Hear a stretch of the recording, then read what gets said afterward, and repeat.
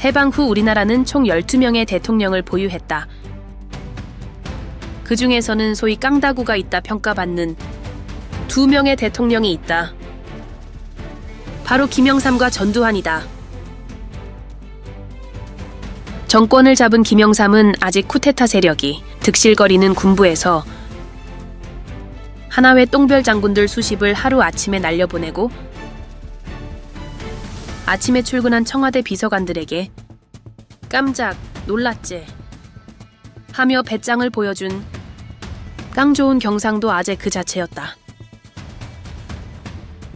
그 밖에 재벌들과 기득권 세력들의 반발에 부딪혀 누구도 단행하지 못한 금융실명제 깜짝 도입 등 자신감과 깡다구가 없으면 불가능한 일들을 눈 깜짝하지 않고 실행한 무대포 아재였다.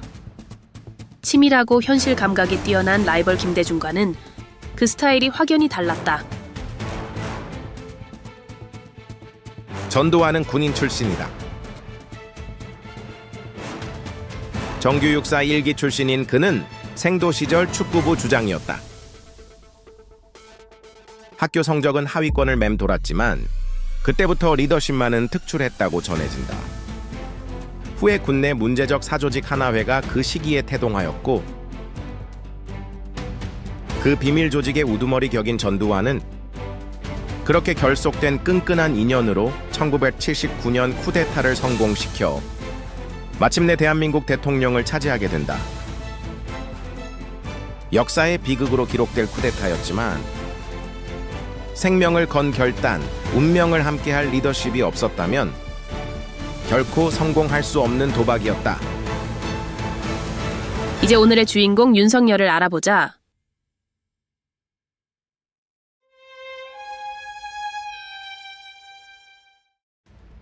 누군가 말한다 다른 것은 몰라도 그의 깡다구는 인정해야 한다고. 그는 2명의 대통령을 구속시켰으며 또한 많은 재벌 총수들을 감옥에 보냈다. 우리나라에서 가장 센 놈들을 잡아 넣었으니 깡다구는 누구도 따라 할 수 없다 한다. 깡다구는 잃을 것보다 얻는 것이 현저히 적을 때 위험을 무릅쓰고 무대포로 직진만 하는 경우를 흔히 말한다.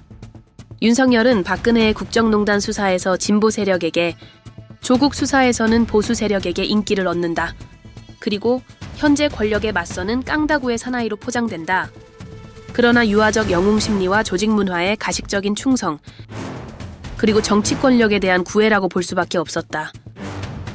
잃을 것보다는 얻는 것이 더 많았던 정치 게임을 했었을 뿐이다.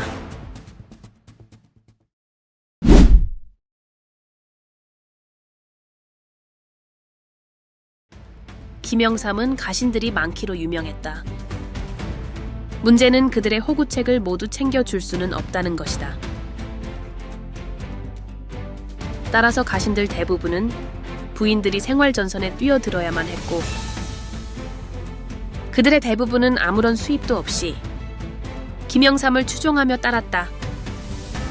그들은 보상 없는 충성에 주저함이 없었고 때로는 모처에 끌려가 고문과 투옥을 반복하는 고통도 감수해야 했다. 김영삼의 좌장 김동영의 경우 가난 말기를 선고받고도 김영삼을 대통령으로 만들기 위해 밤마다 술자리를 마다하지 않고 결국 김영삼이 대권을 잡기 직전 병마로 사망하게 된다. 전두환 역시 끝까지 충성하는 부하가 많기로 유명했다. 그는 초급장교 시절부터 급여를 3분의 1로 나누었다 한다. 3분의 1은 집에 있는 가족, 3분의 1은 자신의 부하, 나머지 3분의 1은 자신의 육사동기 혹은 친구들에게 썼다고 한다. 경호실장과 안기부장을 지낸 장세동의 경우 베트남 전쟁 당시 전두환과 함께 사선을 넘는 고비를 함께 했고 퇴임 후 그를 위해 투옥을 당하는 고통도 기꺼이 감수했다.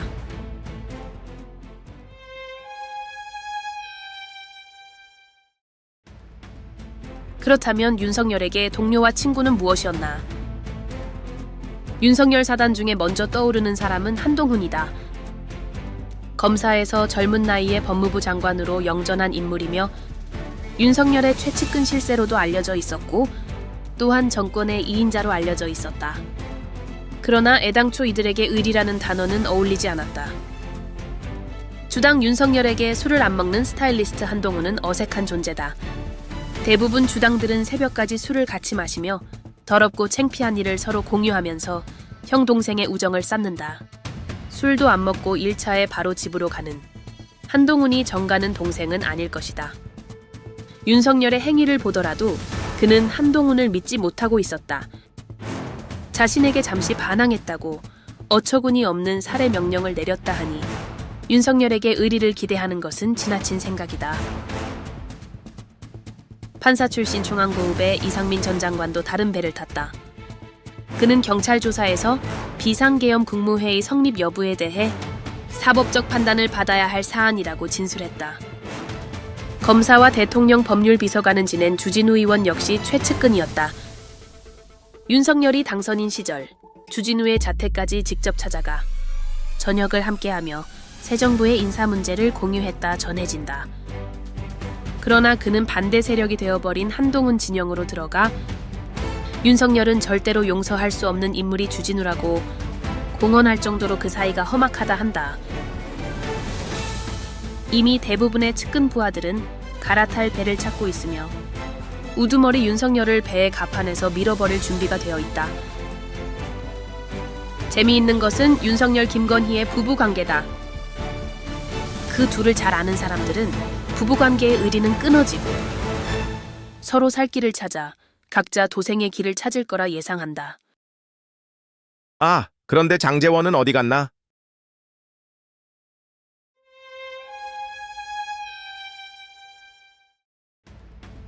과연 윤석열의 머릿속에는 무엇이 들어있나?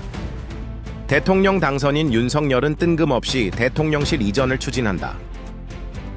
막대한 예산은 물론 엄청난 혼란이 야기될 이 결정은 누구에게도 이득과 명분이 없는 결정이었다. 그 이유는 청와대를 국민에게 돌려주어야 한다는 것이다. 이 무슨 개소린가? 국민들이 뭘 돌려받았나? 더구나 이 결정이 무속인들의 강권 때문이라 전해진다. 무식하고 어리석은 자만 할 수 있는 판단이었다.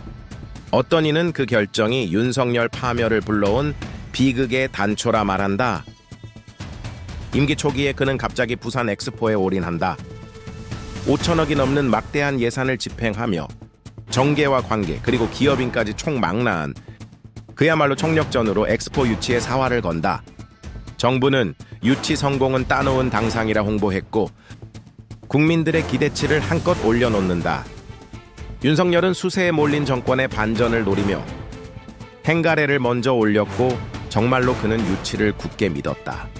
어리석은 이자는 해외 뉴스도 안 보았는지 아니면 용산에는 인터넷이 안 들어가는지 그것도 아니면 누가 어떤 체면을 걸어놨는지 이 인간은 단 29표에 그친 대한민국 득표수의 쇼크를 먹는다.